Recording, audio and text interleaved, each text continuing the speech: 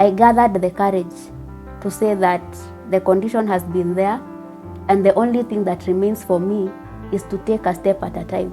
No matter how slow, no matter how delayed the milestones are, the parent needs to understand that we don't grow at the same level. So the best that I have had is support from home. And that has made me know that even the society outside can embrace me. Yes. So the minute I walk outside, I walk confident knowing that there is nothing I cannot do. Hello viewers, and Happy New Year to every one of you. My name is Lepore, host here on the Conquerors show. This year we kick it off on a high note with our guest in studio. I'll leave her to introduce herself, but briefly, her name is Grace Karwe. Grace Karwe, right? Yes. Yes. Welcome to the show, Grace. Thank you very much. My name is Grace Karwe. I'm a nutritionist and a psychologist, and I am delighted to be at Conquerors show today. Thank you. I'm so eager to dive into your story and what you've conquered. First off, maybe you can start by giving us a brief about how you were born and with the condition that you were born with. Then also tell us what exactly it is. Grace was born with a condition, developed a condition at birth. The condition is called hydrocephalus, whereby the head is big and has fluid inside that mainly, if not controlled, may lead to loss of life. And in the controlling, we get that unless a child undergoes an operation, it is very hard for survival. Actually, they say in maybe like 5 children, only 1 or 2 may survive out of the condition. Wow. So that controlling is actually the surgery? Yeah, whereby they put a shunt, or so to say a pipe, that helps regulate the fluid flowing to other parts of the body, so that the fluid is not constantly accumulated. Yeah. In the brain area. In the brain. Okay. Yeah. Wow. So did you undergo this surgery? No, I didn't. I normally say it's by God's grace that I am the way I am today, been able to do the things I have been able to do. In most cases, as I have mentioned, children do not survive through the situation. So you find that a child is constantly delayed in milestones. Like the normal talking, the normal walking is a problem. Most of them actually end up on wheelchairs. So yours is really one that you're like the 1 in the 5, but you didn't go through surgery. Yeah. Wow. So growing up, those delayed milestones, you didn't experience any of them? You didn't go to any special school? Like, how did you grow up with hydrocephalus? In my growing up, I grew up like any other child. I went to a normal school. Wow. Okay. Both primary, secondary, college. I went normally. Wow. That's a testimony. Yes, right? I went normally. And through it all, they have not been quite, it has not been quite easy for me. But all through, I have been able to move a step at a time by the help of God, family, and the community. Yes. Family and the community. We'll come to that, because there's something you mentioned beforehand, before we started, about family and the community, about embracing children with hydrocephalus, but we'll come to that. I'm eager to know about your experience. You went through the schooling normally, and I'm imagining that someone who's put in a special school is because there are some challenges in a normal school. So did you experience such challenges? Yes, challenges were there, And mostly I would say it's about being called names. Because as far as I am concerned, my head shape was not like the rest of the people. So somebody would look at you and say a word that would really, you would feel like there is nothing that you're doing, or rather there is no step that you're making towards where you are headed. But with time, I gathered the courage to say that the condition has been there, and the only thing that remains for me is to take a step at a time. So no matter the names that I am called, no matter the things that I do, I constantly kept the focus of where I am headed. Wow.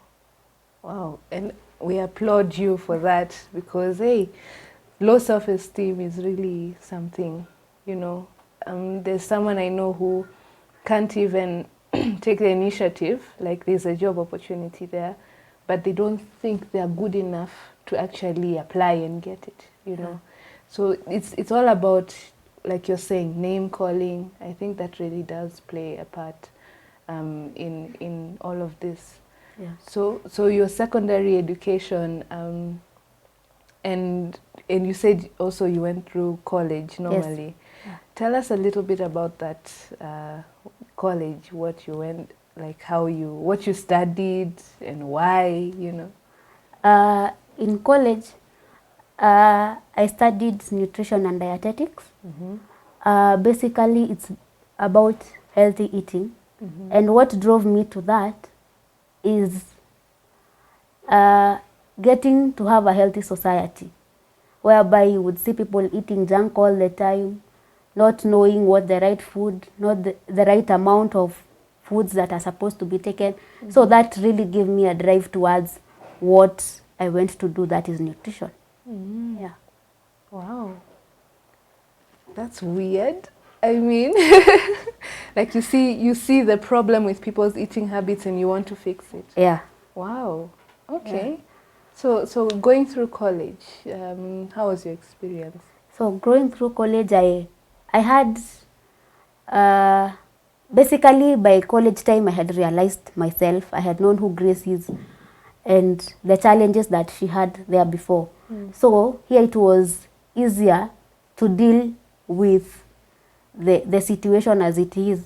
In as much as at times I would feel like people are taking advantage of me at some point, whereby, you know, you are not like performing as the rest are performing. And at some point you meet that there are those who would say that you are not doing as expected in class. So that at some point really made me feel down, but I took it upon myself and I decided education is not all that is there. There is much more to education. So I went through it, and after doing it, I was able now to discover who Grace really is, and knowing the areas that she fits to be in. And so I began working on those areas. Okay. So when you completed your in college, you did a certificate or a diploma? I did a diploma. Diploma. Yes. In nutrition. You mentioned that you're part of a board. Maybe you can expand on that. In nutrition, we have a board, like the nursing board, like the nurses have their board, the nutritionists have their board. So I'm also I'm a registered nutritionist. Okay. Yes, with the board of nutrition, which is Kenya Nutritionist and Dietitians Institute. Wow. Congratulations. Yes. Thank you. Wow, that's a huge deal. Okay. I on the outside of nutrition. Yeah. That sounds like a huge deal. So it's just opening so much of what you've been able to accomplish. Has your condition or has hydrocephalus kept you from doing some things that normally you would have? No, actually it hasn't. On the contrary, it has made me get enthusiastic in doing things. in exploring things, in knowing that I can be able to achieve things that children achieve in life. So basically, I would say I have gone through life normally, and by God's grace, family and the community, I am where I am today. Family and the community. Now, let's talk about that, because there are so many people who children with hydrocephalus, if they are born with it, because I read somewhere that you can either be born with it or it develops in older adults.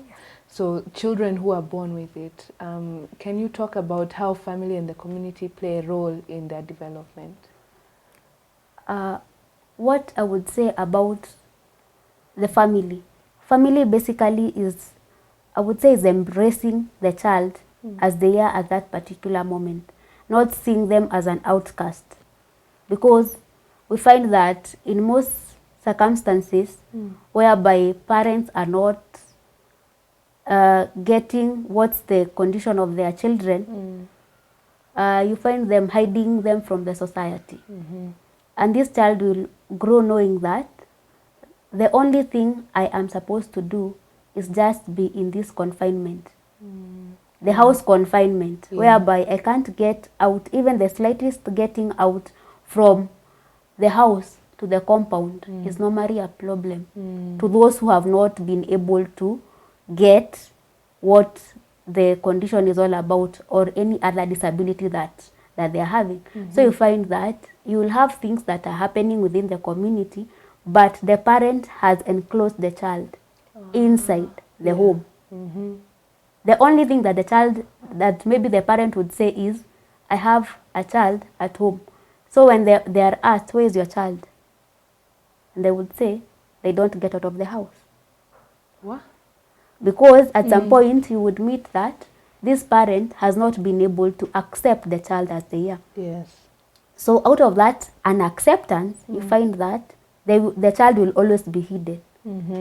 The community will know that this family has a child, but we have never seen the child within the community and interacting with the rest of the children, no matter how small. So my greatest concern in as far as this area is concerned is that parents should have should embrace the children the way they are and move along the system with them, no matter how slow, no matter how delayed the milestones are. The parent needs to understand that we don't grow at the same level. So it takes time, and with the support, you basically for them, what I would say, in most conditions you get that they will have talents. So I would add that the parents would develop a talent they see in the kid. If it's that playing football, if it's that doing things around, like playing around, get to know maybe if a talent is there, like maybe if there is the thing of like saying a poem, singing, dancing, these small talents that they have, they can really boost them a long way. So the best thing is embrace the child as they are and continually move step by step with them. Don't mind the way the milestones are coming along, but just mind that this is my child. He or she desires to have this. So they have what they like. Okay. And can you tie that, or can you owe the reason for delayed milestones to that keeping them at home? Because there are a lot of things that children realize about themselves when interacting with other children. Yes, that's actually the greatest concern. Because once you are able to accept the child, then the child will be able to accept themselves. So once they accept themselves, even doing normal duties like washing utensils and all that kind of a thing, they will be free to do them. They will be able like to take a cup from the table to the kitchen without any form of feeling lonely, Yeah. feeling like left out. Because remember, these kids are also part of and parcel of the community. So if you don't embrace them from home, then also you are telling the community we are not part and parcel of what you are going through. True. So the earlier the better they accept the condition and move and accept that the condition is there. Then move slowly together with this child till they get to a place whereby they can be able, like, at some point to be left alone and do some 1, 2, 3 things. Yeah. So the core thing here is getting to understand your child and knowing that it is not all about books. It is not all about education. There are things much more than the books and the education. Yeah. So get to dig into the things that are outside the normal settings that we have believed in, the education part, and maybe like going to higher levels of education, such kind of things. Yeah. At least try in as much as possible to major into the talents and into the likings of these children. And as you do that, then this child will feel appreciated and will be able to do great things within the community. In as much as they seem not able to. But by the fact that you have told them you can do it once, Yes. twice, Yeah. thrice, then they feel now I am capable of flying. Yes. You see, you're capable of flying, and hence the flow will constantly be there. That's a good point. So growing up, did you experience that family inclusivity and being embraced by the community? Yes, it was there. I thank my parents for the support they gave me, and they are still giving me till now. Because if it were not for them and my siblings, then I think I would be having a pity party for myself. Yeah. Because I have not been able to accomplish or maybe have a milestone that can be counted. So the best that I have had is support from home. And that has made me know that even the society outside can embrace me. Yes. So the minute I walk outside, I walk confident knowing that there is nothing I cannot do. Yes. So I walk out every morning knowing that when I come back in the evening, I might have not accomplished much, but the confidence I have had along the way is something for somebody somewhere. Yes. Yeah. That's true. And you say you may have not accomplished much, but you have accomplished a lot. You know, there's somewhere whereby you would want to see yourself constantly having met, but the little, you just appreciate the little that you have been able to do, knowing that, as I'm constantly saying, is that a step at a time. Yeah. There is that which I desire to have. So now that I am not yet there, I still believe there is a way that I can be able to accomplish. I can be able to accomplish that. Yes. So it's not that I am also feeling like there is something within me that has not been brought out, but I am trying to say that the far I have come and the far that I am going, it has been quite something. Yeah.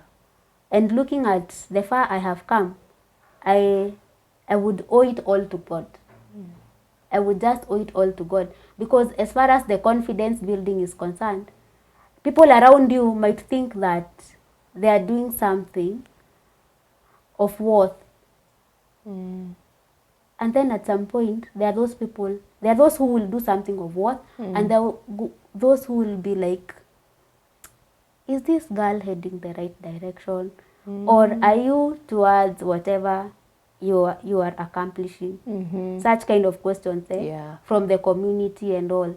But in taking a step at a time, I am able to know that there is nothing that is impossible. Yeah. So the step I have been able to take, I delve to the next one. If by any chance you meet there's a blockage along the way, Yeah. you don't give up. You continue moving, you continue maneuvering. By the end of it all, the people around you are going to see, yes, there's something that she's doing of essence. Yeah. And out of that, you would find that the people around you and the relatives and all that concerns you are going to be like, yes, this is the way to go. And so you are pushed along the way. Yeah. By their comments and their encouragement. Yeah. Yeah. That, a little goes a long way. That's true. Exactly. So after joining the National Board of Nutrition, do you have any, like you said, there's somewhere you want to be? Where are you going? Grace at the moment is looking forward to being a great nutritionist in the country. Amen. That is one. And also, probably by the grace of God, owning a place that she would call her consultancy. A consultancy that will help educate people on matters nutrition. That's nice. So that's a desire I have had constantly, and I know by God's grace this will be accomplished. Yes. Because you don't work alone. And as I am constantly emphasizing, you don't go the road alone. You ought to like have people who are backing you up. Yeah. Though not everybody will see the essence of what you're doing. Yeah. But with the few that you have, keep going. Keep going. At the end of it all, you will meet that there is nothing that will have derailed you from looking back.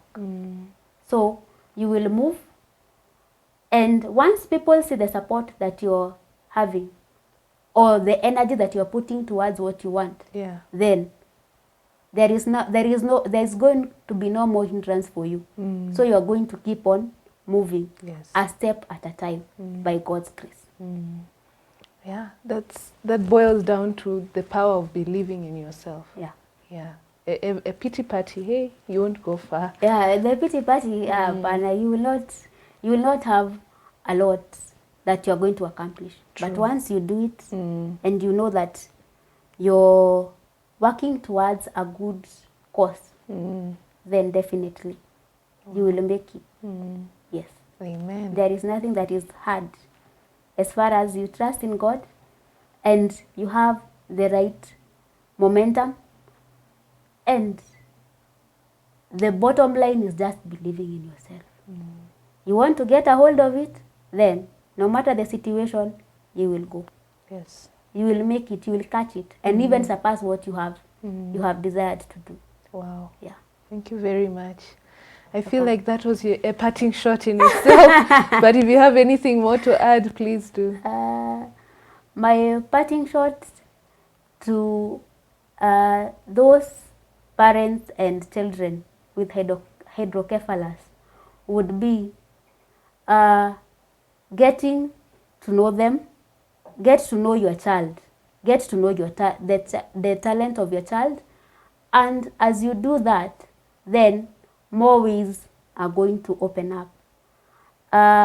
For those of you who would want to get in touch with me, my number is 0725 625 074. On social media platforms, I am Grace Karwe, and I will be delighted to be of help to somebody out there who is feeling like they have come to the end of what they have been believing God for.